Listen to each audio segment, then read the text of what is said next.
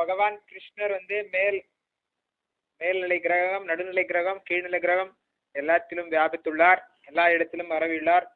எல்லா உயிரினத்திலும் இருக்கிறார். அவர் வந்து ஒவ்வொரு அணுவிலும் இருக்கிறார்.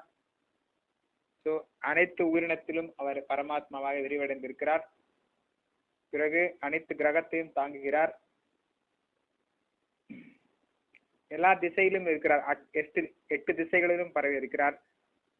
8 திசைகள் இருக்கு நமக்கு தெரிஞ்ச வரை. வடக்கு, கிழக்கு, கிழக்கு, தென்கிழக்கு, தெற்கு, தென்மேற்கு, மேற்கு, வடமேற்கு, வடக்கு, எல்லா 8 திசைகளிலும் பகவான் கிருஷ்ணர் வந்து வியாபித்திருக்கிறார். இந்த பகவான் கிருஷ்ணருடைய விஸ்வரூபத்தை, உக்ரமான ரூபத்தை, கோரமான ரூபத்தை கண்டு 3 உலகங்களும் குழம்பி போயிருக்குது. என்ன நடக்குது? உலகம்